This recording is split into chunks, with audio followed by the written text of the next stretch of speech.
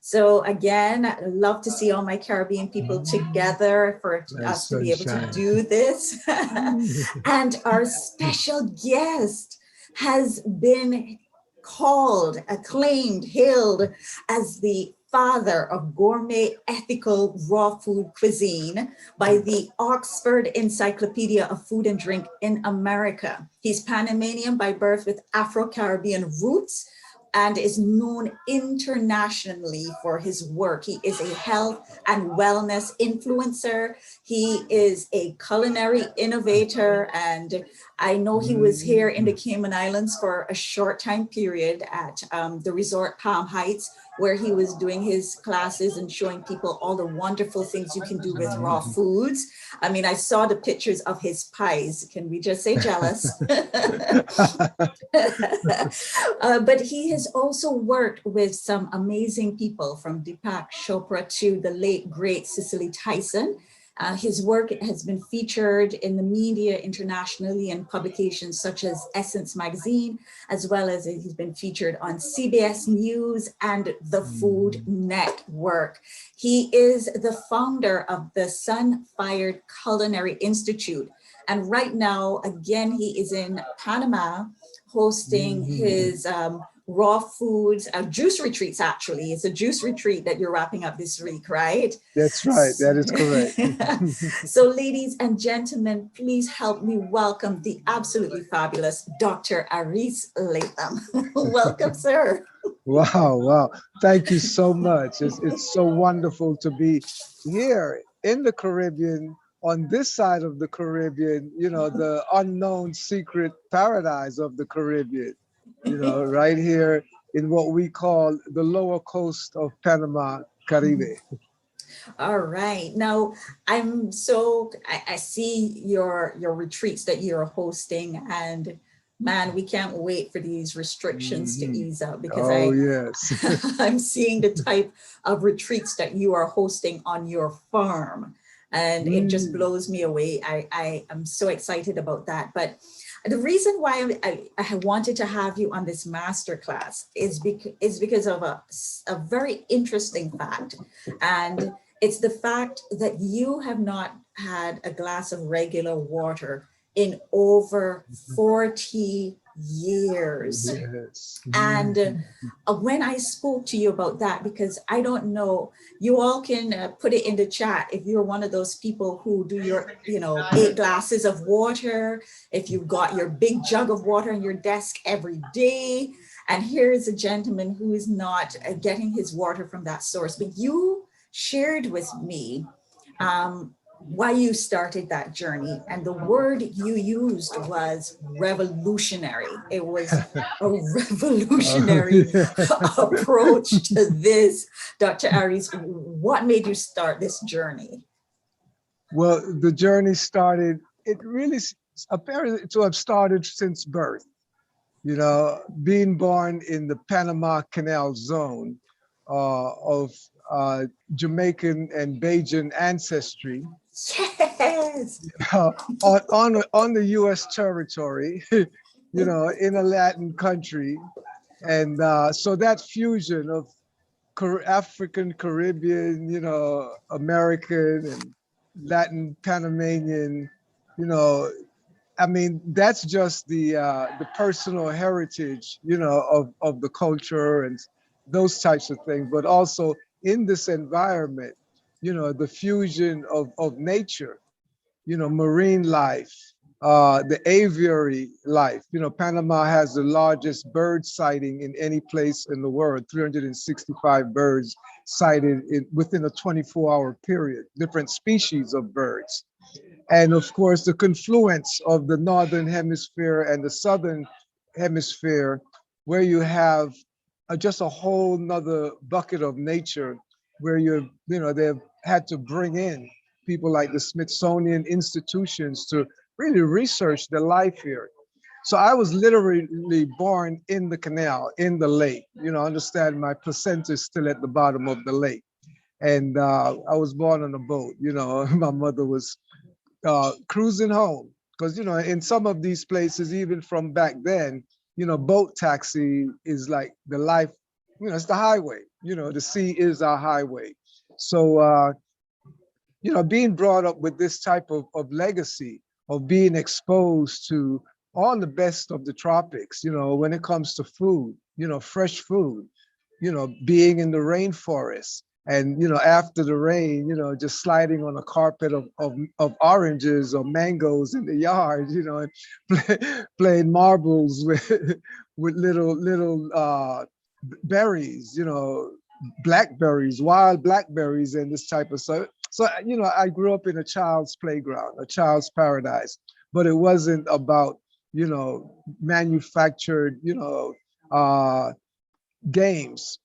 It was about gaming with nature, you know, running all up and down the place and, you know, chasing down the parrots and, you know, hanging out with grandfather in the chicken coop and grabbing the chicken and dropping a bucket on him and grabbing the neck and chopping it off. I mean, those were fun things. But now, you know, of course, the world has evolved and some of those things are cruelty now, you know, and they have other definitions. But for us back then, you know, it was a real reality. And this is what has pretty much positioned me to be who I am with what I'm doing now. You know, so having migrated from Panama to New York in 1964 and landing straight into inner city, you know, Black America and going to school there and getting caught up with the hippies and the Black Power movement, the Back to the Land movement, the Vietnam War movement, and then really looking at the difference within our communities and seeing the contrast of having been brought up, you know, in just lush tropics with abundance, you know, coconuts and you name it, and the limitations there. And then, you know, immediately within a matter of months, I'm developing, you know, congestions and other issues, you know, come to find out that I got caught up with the SAD diet, the standard American diet. And it was time for me to really find my way back home. So it was a revolution in the sense because that era was one of the most well-known revolutionary periods in the history of humanity. We're talking about, you know, right here in our front yard, the Cuban Revolution, you know, and places in Africa and Algiers and all over the world that really people were just wanted to claim our space and own our life. And part of my revolution within my community setting was that, look, I'm not going to get sick. I'm not going to buy that, you know, because I noticed that I wasn't sick when I grew up in Panama in the bush. And because I'm in America and I have access now to all, you know, the environmental hazards like cigarettes and wine and all of these things and, you know, eating high on the hog and other things. Not to say we didn't have these things in Panama, but it was a luxury. You know, of course, being with grandparents that working on the canal during those times, the 40s, the 50s, the 60s, and being paid in silver coin. And we could only go through the silver door in the commissary because we didn't have gold to go through the gold door. So we could not buy the steaks and all of these things that were defined as, you know, privilege, you know, foods. But now today we see how the world has been turned upside down. And these foods are literally killer foods. So I'm blessed to be awakened at the time that I was at the age of 23 to take the path of not consuming animals anymore. And I pretty much shunned the word vegetarianism and veganism. We need to be straight up honest with ourselves, you know, and this wordology doesn't really let us really be fair and square with what we're doing. You know, we're eating animals. You know, wait a minute. Let's examine this concept here. You know, and all of the implications involved. And of course, you know, the most critical one that we're facing today is our health issues. You know, our health, our life is literally under siege based on us digging our grave with our fork. So I've come back home. I've come back home to self, you know, literally. Wow. I mean, when you say things like we're digging our grave with our forks, I mean, that is extremely powerful because you said earlier that your intention was this matter of your health and not getting sick. And That's even in right. our family, we've had so many conversations about the Mhm. high cost of our medical bills and all of the Oh my health gracious. issues that we are facing. So Mhm. you made a conscious effort not to address the foods that you were eating so that you could protect your health. That's Ah, right. man. It was an act of self-defense. Self-defense, guys. When he said, Dr. Aris says it was revolutionary, I understand and appreciate that self-defense because of what we're eating and the process of everything that we're eating. And I think that even now in this pandemic, it's becoming clearer to us that health and wellness is a priority. And so we need to address it from where what we're putting on our forks, right? That's right. Yeah. So I have a question for you because you talked about the food and the elimination of things like animal products. But then how did that translate into the water? Because that's something that most of us now have been trained, it's healthy. We've got to drink this water. We've got to keep hydrated. Oh Um, yes. but you have a completely different thought on that. Share it with us. Well, I want to be clear to our people in that I do drink water. Okay, I do drink water, but not as you know it, or you have accepted to know water being limited to what comes through the spring, the river, the waterfalls, the lakes, your pipes in the home, and these types of things. My water comes directly through plants. So, and of course, we're speaking the English language, and the Queen really liked to make things clearly known correctly. And when they say a food is a watermelon, I mean, don't you believe the Queen that that is water? It's melon flavored water, Okay. water apple, Mm, watercress. And look at where watercress is grown, where watercress is produced, right at the head of the spring. mm, While watercress is produced at the head of, so it is filtering the water that is mm, actually coming through the spring. mhm, And we eat watercress, the bitter of the bitter, you know, and it will clean us out. It, mm. it gets the work done. So, and on and on. But in reality, yes, I do drink water, and my water is a living water. Mm, I mean, I mm, remember the words of Granny very clearly. Boy, drink that water and that coconut water and wash your heart out. mm, What mm, comes through my heart is my blood. So Granny was a wise woman, and she mm. still is, because her words have come to pass as true medicine. Drinking coconut water, you're actually drinking water from the breast of the earth. Mm. Look at the dynamic work that creation has offered to us. Package our water in a coconut, recyclable, I mean, look, goes right back to the earth. And look at the packaging. The Mm, coconut water, it is hermetically sealed. mm. As we say, you bust a hole in the coconut and the water just spring out at you, Yeah. just like mother's milk.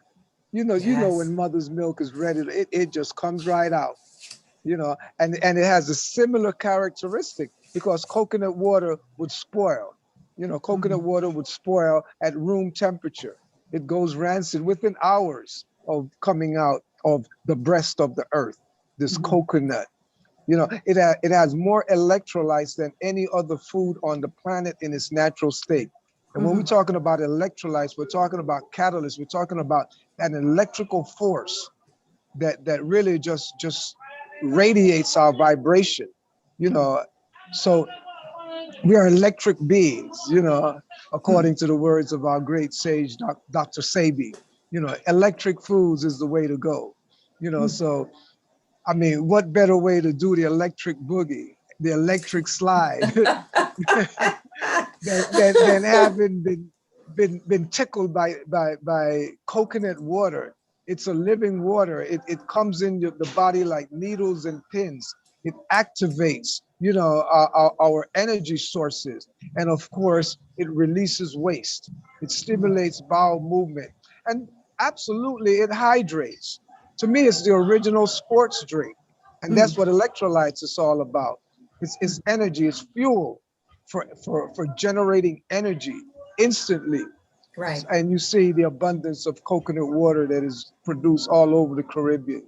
I mean, we see it in Jamaica today. We see it in many places where just around the corner, across the street, over there, the gas stations, everywhere, there's coconut water now. You have the coconut board. And then look at, I mean, in New York and all over the world, the demand. But my point is, my water needs to come through a plant. The coconut tree is a filter. So why do I need an alkaline man-made machine to alkalinize my water while coconut has a perfect pH of 7.6? The ultimate, alkaline balance of food in nature. It is the Right. highest grown food on the planet. And Are you there, Dr. Aris? I think you went on mute and you were off. There we okay, go. yes, There you go. I got you okay, back. Because we yes, were on with you in terms of coconut. And actually, we have a question from one of our guests, Miss Rosemary. She's asking, how do you know how much of these types of water should be taken daily? So yeah. yeah, here we go. Okay, so I'm gonna take a minute and turn my ringer off. So I'm Sure. in my setting, doing that, and I'm going to my sounds, and ringtone is Yes. off. All right. Okay, so back to live here. Back to live. All Zoom. right. Okay. Ah, no, All right. I think I hit something that I should not hit, but let me pull it up. I'm quite, at 73, I'm still up to date. I'm with modern technology like a whiz here, Yes, you are, because I see your Instagram lives, and I Oh, know yeah. that you people are following you live every week on Instagram when you do your lives. But the question we have here is from Okay. Rosemary, and she's Yes. asking, how do you know how much of these types of water should we take daily? So again, if we're taking our waters from the plants and we're drinking coconut water, how do we know, that we're getting the correct amount? Okay, well, the human body is 70% water, moisture, just like our planet Earth. And 8 glasses would definitely more than satisfy that volume of water to keep the body hydrated. It's about the bloodstream, that super transportation system. And when we go below a level of hydration, then Mhm. we start to dry out. Of course, yeah, we dehydrate. And hence, a lot of the discomfort, and not to speak about the pain, the headaches, and all of these things that set Mhm. in. But Mhm. uh, basically, again, eight glasses is definitely the standard. We are hand in hand with the doctor's recommendation. 8 glasses Okay. of water, but we qualify the nature of the water, living water, not water that has been stagnant and so forth, and packaged in a way that we're absolutely harming the environment. you know, and I'm not here to advocate that everyone stop drinking, water as we know it. I am Mhm. just emphasizing and stressing, what I see and what I feel within myself is that since I stopped drinking plain old water, blank water, I've noticed that definitely I'm not diluted. Water dilutes everything. Mm. And instead of getting senile and kind of look a broke down and them thing, like I'm getting stronger. I'm getting stronger. My brain has got more oxygen on it at 73. Right. Nowhere close to any kind of borderline Alzheimer's or forgetfulness or anything of that nature. And obviously, I've not been sick now for over 50 years, 51 years, not a Wow. cold, not a fever, no flu or anything like that, you know. And Wow. Wow. besides not eating animals, Yeah. I've, really took a much stronger step and I've stopped eating anything cooked. as we know, cook food. So I eat what I call sun-fired foods, foods that are cooked by the sun. The foundation of this philosophy of the sun-fired cuisine is Mm-hmm. that there's only one chef on the planet, and that's the sun. Cooks for us all, visits every neighborhood, every hamlet, every village, every suburb, every ghetto, and make sure our pot is cooked. Our pot of bananas are cooked every day. So those bananas, from the time they blossom till we have a fully ripened, fit, ready to eat banana, that's been the cooking period. The growing period is the cooking process. And we know when the pot is ready, the birds come home to feast. So Yeah. that's how and it has made a tremendous difference in my life. And as an educator, sharing this information with people, Mm-hmm. We got you on mute again, Dr. Aris. So yeah, if you're, yeah, there we go. There we go. Got you. Yeah. okay. Yeah, So I've seen you, some major advancements with quite a few individuals, you know. And the right. bottom line is that we really don't have to be sick. That is my message to our family today. There's no You reason know, that we should be sick unless we have violated some fundamental principles of life. You know, we need to come on back home to the original, natural, and best foods for human beings. And there's one phrase that many of us know quite well that epitomizes it. and what's Behold, that for one? I've given, behold, for I've given unto you the seed yielding trees, and unto you they shall be your meat. Look it up in Genesis. That's it. From the Okay, beginning. that's the law of food. If there is Yeah. ever has ever been one, that is the law. Your food should come from a seed yielding and seed bearing food or No. source. So you've touched on this again, and the fact that you've not been ill for over 50 years, going back to your That's correct. original desire and purpose. You were not getting ill just because of what you're eating. And I'm telling everybody, go ahead and put those questions in the chat, because I see another question here based on what you've been saying. And I want to go back to the fact that you get your water from plants, and then the raw food, and what does that constitute? But this question we've got in the chat is asking if you drink herbal teas or bush teas as we know them in the Caribbean, and if so, what do you steep it in? Well, look, let me tell you one thing. The herbs are for the healing of the nation. Mhm. And if the nation is not ill, why do we need to seek healing through herbs? Human beings are not herbivores by nature. We're frugivorous. We're related to the monkeys and the apes, the higher, ape kingdom. We live upright. We're built upright to reach up and grab the higher foods of nature. Mhm. So, but the herbs are definitely for healing. So if we're ill, we're supposed to definitely look for our herbs to bail us out. They're the neutral foods. They're the balancers, the stabilizers. Those are the electromagnetic foods. The fruits are the electrical foods. They hydrate the body, they cleanse Mm. it, and they actually bring it to a level of active living, active vibration. Mm. The dense food, the low moisture food, like the yam, the dumpling, the rice, the peas, and these types of things. These are magnetic foods. They build the body by stuffing it, as opposed to the protein, like the ackee and the pear, the avocado pear. These Mm. foods build the body by building structural building blocks. These are protein.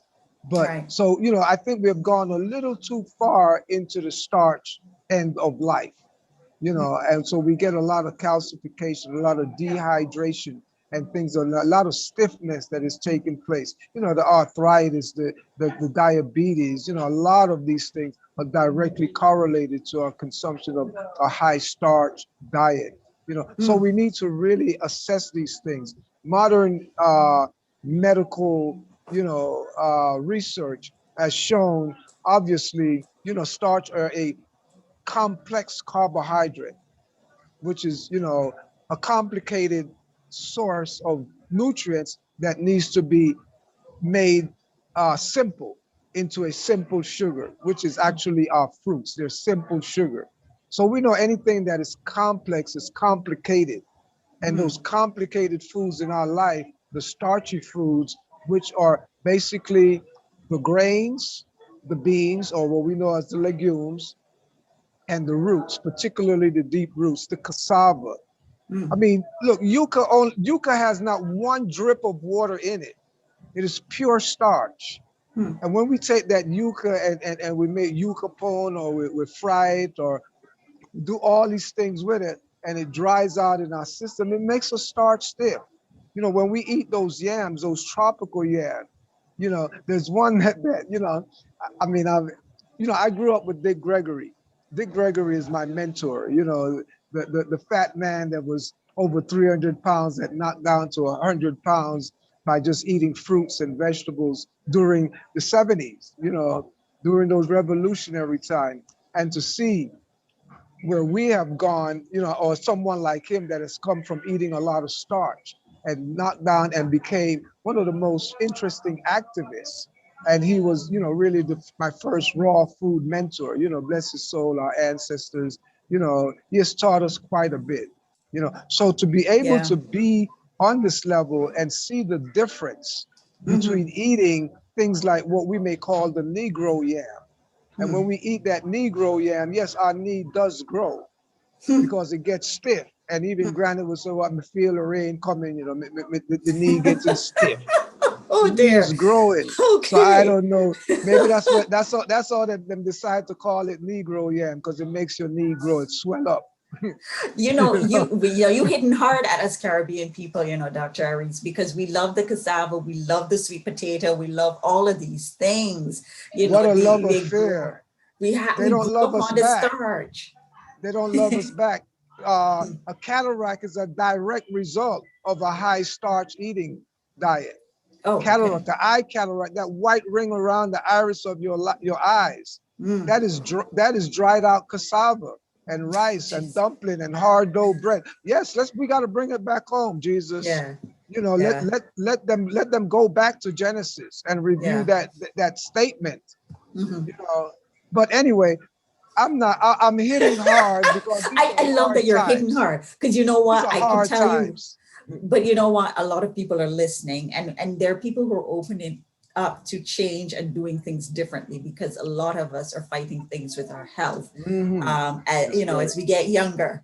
But we have a question here from Anne. So Yes. ladies, gentlemen, you can put there's a Q&A button, put it in there. Some people are putting it in the chat. Just bring it on, make your comments, let's talk.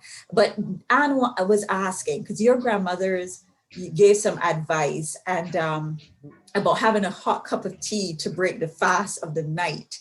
You know, Yes. so what, you know, what do you think about that? What about that? Because again, this is something traditional that we've all grown up on. You know, you gotta get your cup of tea in the morning, your cup of Milo, whatever it is, you get that.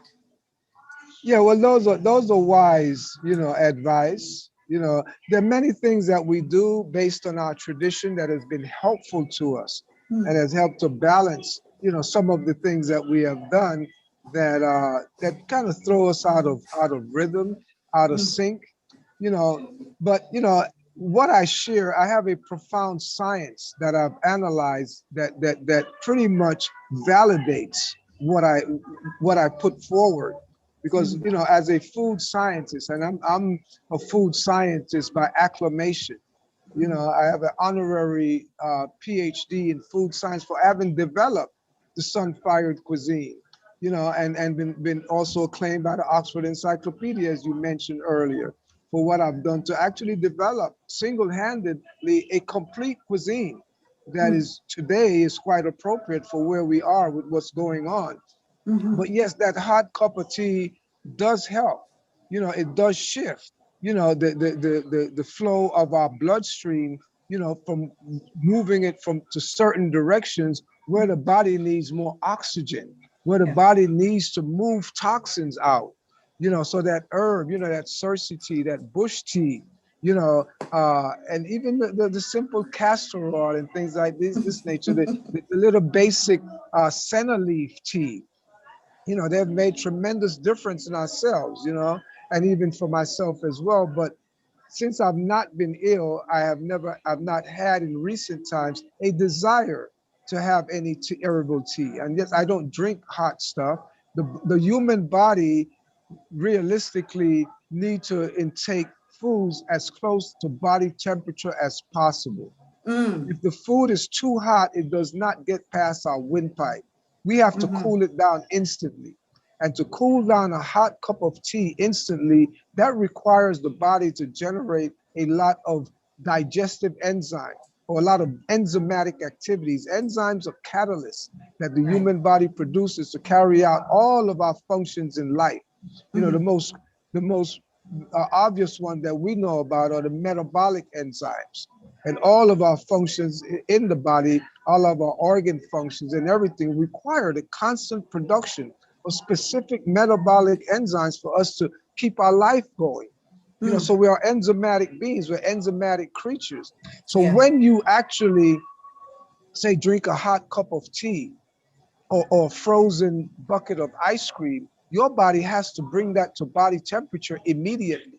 So that requires the generation, the excessive generation of specific enzymes to either cool that element down or warm it up. And our Right. enzymes is our life bank. We're talking our immune system. Mhm. So many of us, we're actually pawning our youth by tapping Okay. into our bank necessarily to cool down a big bowl of hot soup. And especially in tropical Jamaica, at midday, we having a big bowl of hot soup. So our body now has to cool it down drastically, radically. And the same thing that people do like up in the ice box in New York today, where it might be freezing, in the winter. And they Mm, whipping the body literally with hot tea, hot chocolate, hot coffee and soup and these things. When you throw hot food at the body like that, and the body makes its attempt to cool it down, it generates these enzymes, and these enzymes give you a false sense of warmth. It mm. is like you're being stung by a whip. It is no difference than when the jockey whips a horse and the horse runs faster because of its attempt to run away from the sting of the whip. So when Wow. we whip our Wow. body with the sting of Wow. a hot chocolate, the body immediately trying to cool it down to run away from the sting of that whip. We have a false sensation of being warm. Right. Guess what? We have to whip the body for the rest of the day. But me, who lived in New York Yeah. during a period of time for 15 years and not eating any cooked food, any warm food, any hot food, Yeah. my body temperature was warmer than most other people that I encountered because my body's thermostat was working to perfection. We throw our body's thermostat off sync by really burning it up the way we do. But the body can adjust its temperature according to the temperature of the environment, of course, within certain limitations. So, Right. you know, You got them we didn't. fired up, Dr. Aris, because all of us, I know quite a few of these people on this chat, myself included, loves a good cup of hot tea. So and when you say that, your body is working to perfection because you've got it at the right temperature in terms of the food intake, it's already got people going, well, one person is saying, is it lukewarm water then? We're trying real hard not to let it completely go. So is it lukewarm water in the morning more effective? Well, we need to stick a thermostat in that water and Yeah. get the exact temperature of the water, and Mm, and also check the water, the temperature of your environment. mm, The hottest temperature ever recorded on planet Earth is 135 degrees Fahrenheit. And where was it recorded? A place that is famously known as Death Valley, California. mm. Death Valley, California. Nothing lives above 135 degrees in nature for an extended period of time. So you are actually killing life at 135 degrees. And you took a cup of, hot tea, it's probably like 180 degrees, 190 degrees. Mm. Yes, you might, do some disinfecting and kill off some negative bacteria, but you're going after some good life as well. Yeah. But look, you know, I am not that hard as I sound. Okay.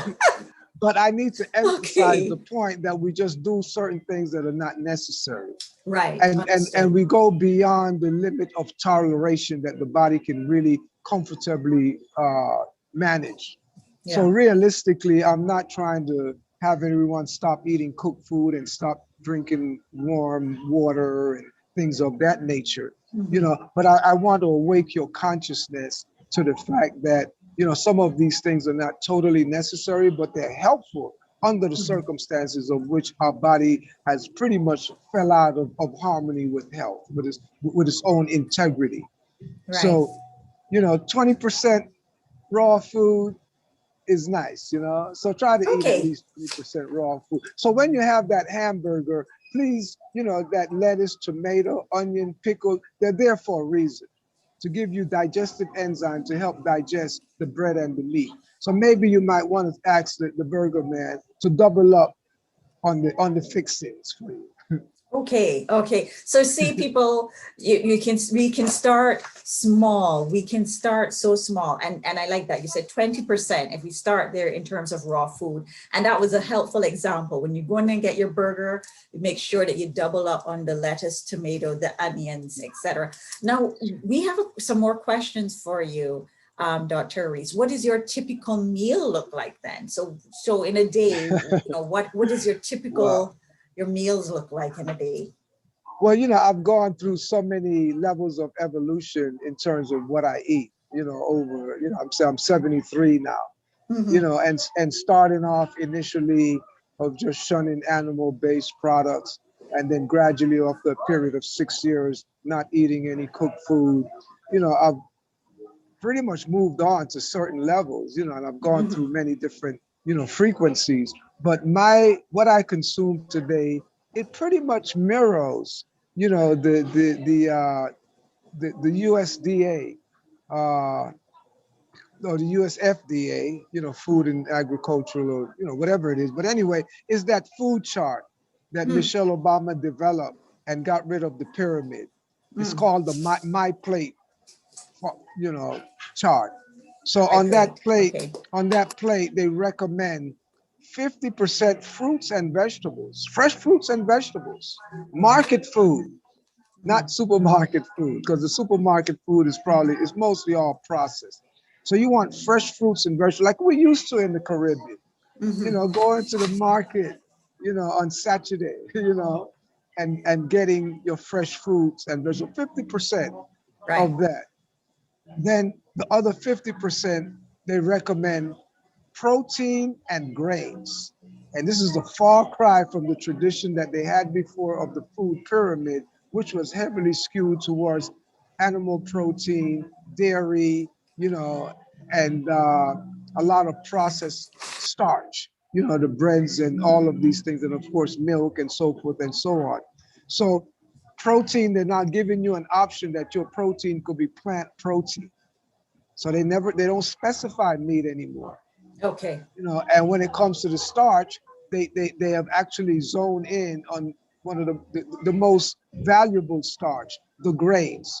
But to Okay. be more specific, I would recommend the finer grains, like the Mm, quinoa, the mm, millets, the amaranth, the teff, the Ethiopian grains, mm. the Milo, not the Milo that come in the tin, the Milo that is called Milo, Okay. Milo, Milo, and that Milo is actually, follow the language. It's millets in English, Mm-hmm. so it's not Mm, Milo is a brand, mm-hmm. but the grain is millet. Okay. And in Africa they call it fonio. These grains are low in starch, so you're avoiding, the heavy gluten, the wheat that has a lot of gluten that we could develop a lot of allergies to. Right. So these are the things now that we're sharing at our institute here in Panama. We have what we call the Sunfired Culinary Institute in a very wonderful place. We're in a World Heritage Park, Portobello. All It's right. preserved by the UN here, Mm-hmm. and the abundance of fresh food here, and actually it's the home of the largest maroon community in Panama. Okay. So I was born close to this area, and if you could see the beauty of what I'm experiencing, I'm actually sitting right now at the Casa Congo. So my assistant is going to show you the view of my Caribbean. Beauty. This is the view of Oh, my Caribbean right here. You and all know, of us are like, can we get on a plane already? Can you come to Panama? Yes, Panama is open. All you need is a negative COVID test, and bring your mask. It's required. Okay. We can fudge it here in a restaurant because you're eating, so you don't need a mask. So that's why I specifically came here to do Right. this today, because I wanted to be open. I wanted to be in a public place, but I had to Yes. come to a restaurant so I can not wear my mask and give the authorities maximum respect. Because Yeah. I love what they have done with this whole COVID culture, that if they awaken humanity to be a little more conscious of how we live, how we be, Yes. and as a matter of fact, right now we have the retreat going, as you mentioned, the juice clinic, you know, Yes. and the Yes. demand, the people are coming home. People want this, people are looking for higher health. And Yeah. so we have quite a lineup of people coming in. We have quite a few celebrities that are coming in as well. Mhm. We have a great Beijing that is here. I won't even mention his name, because he's got over 2 million followers on Instagram, and I don't want to, upset, some of Yes. you and send you to his page and see that the man pretty much eats mostly all sun-fired foods, all raw food, and he's Well, fit, he's built, you know. they're So Bajans in this group, so they'll be like, all right, he's eating this stuff. This is yes. good stuff. And actually, we had some more questions for you because you have some really wonderful looking fruit in front of you. There's some papaya there, I see, and so on. Oh And yes, yes, and then I know you're drinking your orange cooler. yes, yeah. Again, that's the juice. You talked about your juice retreat. So I Oh was yeah. watching one of your Instagram lives, and if there's anybody in there que se puede entender español, you can watch watch the lives. You were talking about combinations of Oh yes. fruits for juicing in one of your episodes. And I think this Mhm. feeds into this question: are there combinations of fruits and vegetables that you should or shouldn't have? Well, well, obviously, I mean, it's quite obvious to most of us that a banana and a watermelon don't mix. The high moisture fruits and the low moisture fruits combined together is a no-no, Okay. because watermelon pretty much moves, it's 99% water. So it moves into the intestinal system to be absorbed within 15 minutes of eating a Mm, watermelon, not even drinking watermelon. We're talking eating it. Within mhm. 15 minutes, it's available for you to generate energy through it. But a banana would take you a good hour to get through the digestive system. So having watermelon and banana in the same bite on the same plate, the banana takes over the digestive system, the watermelon gets held back. So obviously, watermelon sitting on your table, you know, 96 degrees in the shade is going to spoil, you Yeah. know, and your gut is 100 degrees, Mm, in deep, mm. in the deep cave, down in, so that watermelon spoils. So the Right. body didn't get to utilize the sugar. It ferments, and we know fermentation produces alcohol. So we get a little dizzy, And Mhm. then, of course, the byproduct of fermentation, alcohol production is yeast. So we really need to step up our education when it comes to food, and this is what Yeah. we're doing here at our institute. We're a Food Education Institute, and it's all Yeah. about plant food and getting you to see about these combinations. So the perfect combination is the acid tasting and the sub-acid fruits. So Mm, here in front of me, I have a sub-acid fruit. Okay, this is the queen of fruit, but it's also the king of fruit, the papaya. The mhm. papaya, there's always a male tree around the corner somewhere, wherever there's a female tree, because they cross pollinate. And that Okay. this is a male papaya here. You see it's long. You know, Okay. it's like what they call an obelisk. And it just rises straight up. The tree just rises straight up. It doesn't have any branches. similar to the coconut tree. That's a male tree. But the papaya will produce male and female. The female papaya is more rounded. And the Okay. male papaya Learning is more something about papaya elongated. right now. And the male papaya is full of seeds. The Right. female papaya, you may find some with no seeds. Those round papayas with no seeds or very sparse seed, those are female papaya. So it's the king and queen of fruits, So that's a great combination with what I have here now. We have strawberries, papaya, strawberries. I have an interesting herb here with it. This is a microgreen. It's a Oh. fine green. And this is the fresh coriander leaf, also known in Spanish as cilantro. So microgreens, you got to start looking for microgreens now. This is like, if you're going to eat greens, you want the finest greens, the micro ones. These are like the stem cells. This cilantro, this fresh coriander has more nutrients, dense, than the fresh, the large, grown cilantro bush. Right. Or fresh coriander, because those have been pumped up with water. Okay, so it's been diluted. So yes, so water dilutes, and it dilutes your fruits and vegetables to the point where, yes, it's good to have the fresh cilantro, the large big spinach leaves and these things, but the microgreens, you're getting to the deep core of compact, concentrated nutrients, Right. So, and then also I have edible flowers. I love my edible flowers, Okay, So so what do you have there? well, look, I don't know the name of them flowers, but Sorry, I put you on the spot. no, it's fine, because I there's abundance and abundance and abundance. But Yes. when I recognize my food, I just go for it. And That's why we need to and, be there with you, so we can actually kind of see, get this firsthand. Yeah, so this was my meal for the afternoon. A Wow. lunch meal with strawberries, papaya, the micro cilantro herb, and the fresh flowers. And of course, the juice that I have here is coconut water with orange, pineapple, and passion fruit. Okay, the passion fruit, and the passion fruit. You have to be careful, because people hear the word and then think, "Ooh, I'm gonna get passionate." Be careful, especially the men. Especially the men now. So when it comes to passion fruit, just serve your lady a double shot, and you only take a single shot, because the passion fruit, it's high in vitamin C. Okay. And vitamin C would tend to neutralize the male sperm. So you don't want to cancel out your sperm with all of this heavy vitamin C, in the passion fruit. I know the guys now are now writing copious notes. The guys are like, okay, tell us which fruits we're supposed to have and not have.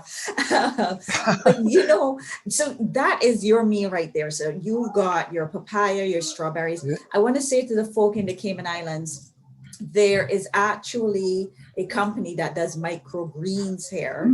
So if you all go onto Instagram, I think you might be able to find them, but there is a microgreen company. And you can always send me an email and I'll try to find a name for you, because that's very interesting, that idea of the microgreens. And then, of course, listening to the combination of what you were drinking there, again, those were all kind of seemingly in the same food groups in terms of the digestion. Now, there's a question about whether or not, two things, should fruits be eaten at night? And then how do you manage the sugar content of some of these things? Well, look, the human body runs on sugar, but we need to qualify the nature of sugar that the human body fuels itself best off of. Definitely we want sugar that are high in moisture, and we want sugar that is not processed. So there's a major difference between a glass of fresh squeezed orange juice and a glass of made from concentrate orange juice.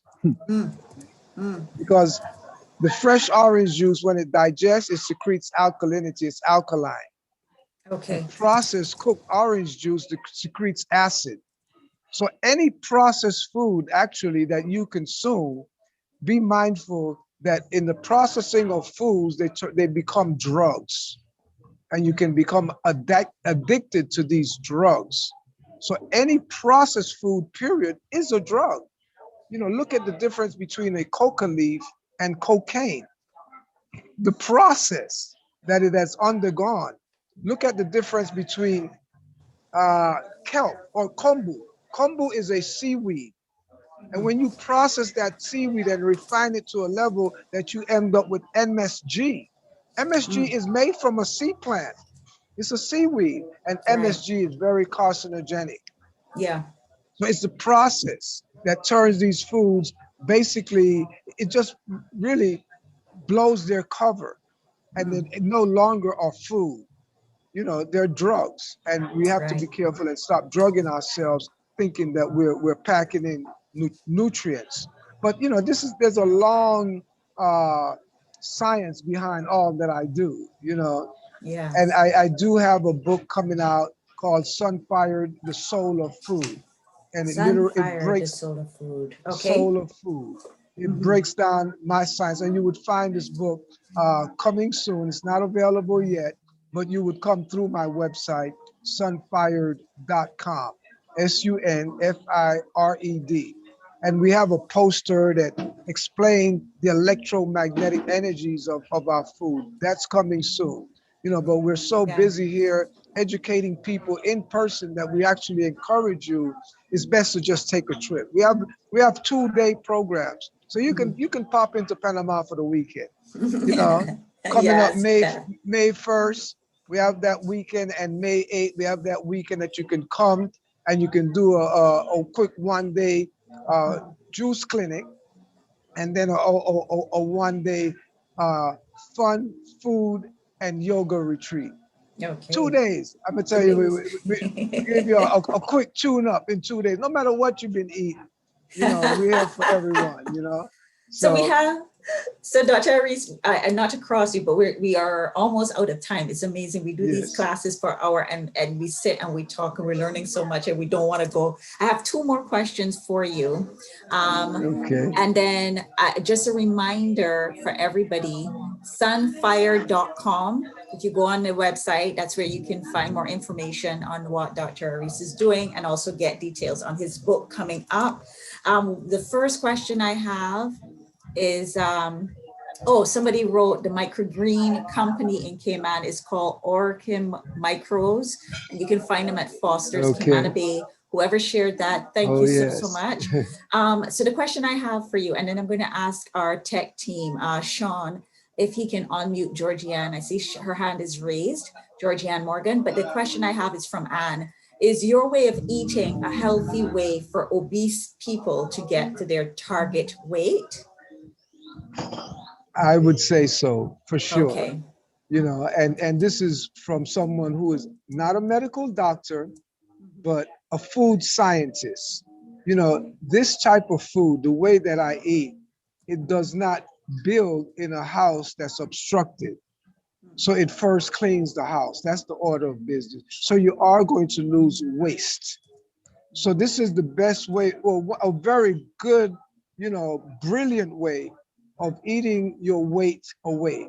Because ultimately weight is waste. It is toxemia. So the Right. body's going to clear out the toxins first as first order of the protocol of the business of getting to nourish you wholesomely. So yes, for people who are overweight, this is an excellent path for you to consider. Okay, thank you so much for that. Sean, I'm not sure if you were able to unmute Georgianne so she can ask her question. And of course, okay, Georgianne, if you want to She's unmute. muted. All right, if you can ask your question, Georgie, you just need to unmute yourself. And in the meantime, I've been asked if you're offering these classes virtually. People are interested in knowing how to connect with you virtually.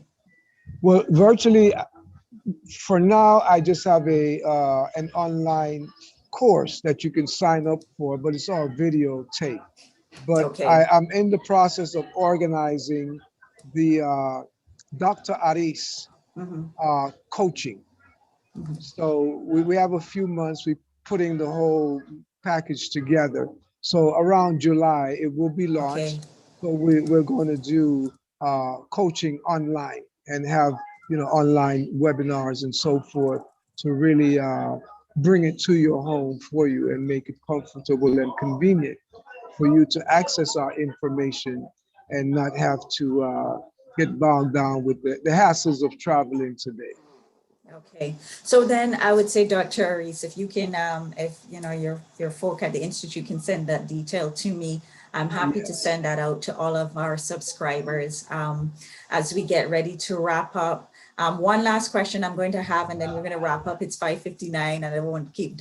We can keep chatting, but I don't want to hold up Dr. Aris. Okay. I know these folk love their questions. So one last question, and that's from Jewel: is if there's any food that you can recommend to help reset your system. So is there any food that would help us reset our system? Well, to me, the papaya is on the top of my list. Okay. As I say, it's the king and queen of food. Yeah. Papaya itself requires no digestion. And this is our biggest challenge. Our digestive system has been overworked. We need to give it a break. And as much papaya as you can eat, you're going to get the digestive enzyme known as papain. And so papaya pre-digests itself, it self-digests, and it helps with any type of, dense buildup in the body, kidney stones and, tumors and things of this nature. It actually breaks down fat effectively, very effectively. Papain, it's a very rich enzyme. So to me, it's the number one food on the list. I eat papaya practically every day. And, I've simplified my diet so much. And I find that, at the end of the day, one of the last things I want to consume is a nice papaya. So that's what I've been saving this for. I had a small bite earlier, but now I'm going to dine right here. Yes, I'm going to dine right here at my favorite spot in Portobello on the Caribbean coast of Panama. Well, Dr. Aris, thank you so much. Just to kind of wrap up some of the key things that I absolutely loved about this session. First of all, ladies and gentlemen, put it in the chat, show your love for this session, because this has been an awakening.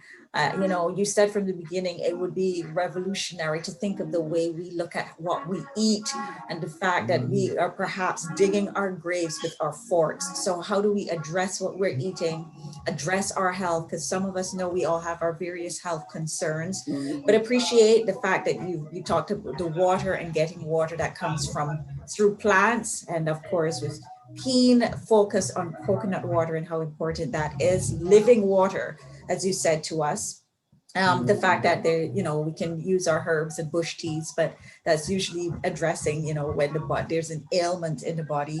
The idea of how we, the heat and the temperature at which we eat and consume our foods, and the fact that we want our body thermostat to be working perfectly. So consider and rethink sometimes that cup of hot tea. I know that's really going to have me thinking. 20% raw foods, ladies and gentlemen, tell me how it goes. 20%, let's at least try to incorporate that. So we heard about the MyPlate Chart, and maybe you can Google that as well.